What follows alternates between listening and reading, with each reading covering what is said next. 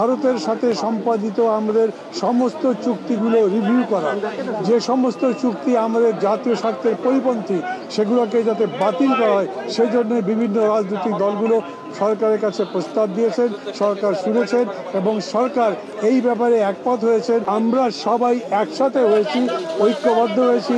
আমাদের নিজেদের মধ্যে রাজনৈতিক মতাদর্শগত যেই পার্থক্য থাকুক না কেন, এই প্রশ্নে আমরা সবাই ঐক্যবদ্ধ আছি।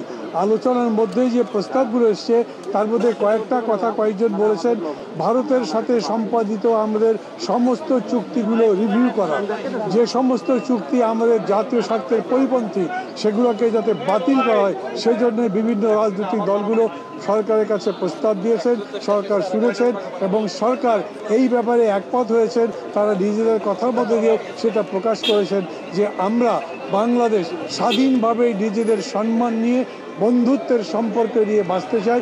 আমরা কারো কাছে মাথা নত করব না। কেউ যদি মনে করে যে সাম্প্রতিককালে আমাদের মধ্যে বিভেদ সৃষ্টি হয়েছে, এটা কোনো বিভেদ নয়। আমাদের মধ্যে রাজনৈতিক মত পার্থক্য থাকতে পারে নির্বাচন নিয়ে, সংস্কার নিয়ে, অন্যান্য বিষয়ে, কিন্তু জাতীয় স্বাধীনতা সার্বভৌমত্বের প্রশ্নে আমরা সবাই ঐক্যবদ্ধ আছি।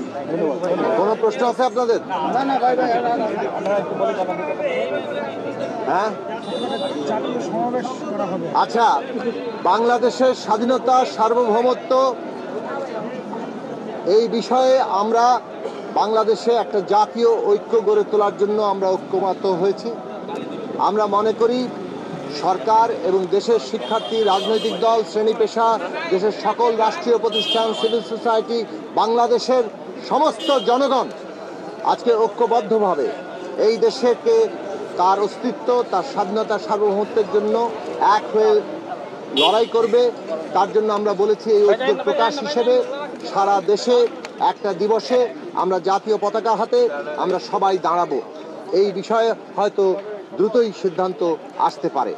আমরা বলেছি বাংলাদেশের বিরুদ্ধে ভারত সহ অনেক জায়গা থেকেই আমরা দেখতে পাচ্ছি একটা মিস ইনফরমেশন যুদ্ধ চলছে, অসত্যের যুদ্ধ চলছে। আমরা বলেছি সত্য দিয়ে আমাদেরকে এই যুদ্ধ মোকাবেলা করতে হবে। ফ্যাসিবাদ এর বিরুদ্ধে গণতন্ত্র দিয়ে আমাদের মোকাবেলা করতে হবে। এই যে সাম্প্রদায়িক উস্কানির বিরুদ্ধে আমাদেরকে সম্প্রীতি, আমাদের দেশের সকল মানুষের, সকল ধর্মের, জাতির সকল মানুষের নিরাপত্তা নিশ্চিত করে ঐক্য আমাদের মোকাবেলা করতে হবে। আমরা বলেছি একটা ন্যাশনাল পলিটিক্যাল কাউন্সিল কিংবা জাতীয় রাজনৈতিক কাউন্সিল গঠন করা হোক দেশের সকল স্টেক হোল্ডারদের নিয়ে, যাতে করে সরকার বাংলাদেশে জাতীয় ঐক্যের ভিত্তিতে দেশের সমস্ত মানুষকে ঐক্যবদ্ধ রেখেই আমাদের যে ক্রান্তিকালীন রাজনৈতিক পর্ব, রাজনৈতিক উত্তরণের পর্ব, সেই পর্ব পাড়ি দিতে পারে। এই বিষয়গুলো দ্রুতই বাস্তবায়িত হবে আমরা আশা করি, এবং আরও বড় ঐক্য আমাদের দেশে জনগণের মধ্যে এই প্রতিষ্ঠিত আমরা করব আমাদের দেশকে রক্ষা করার জন্য, আমাদের দেশের মানুষের নিরাপত্তা নিশ্চিত করার জন্য।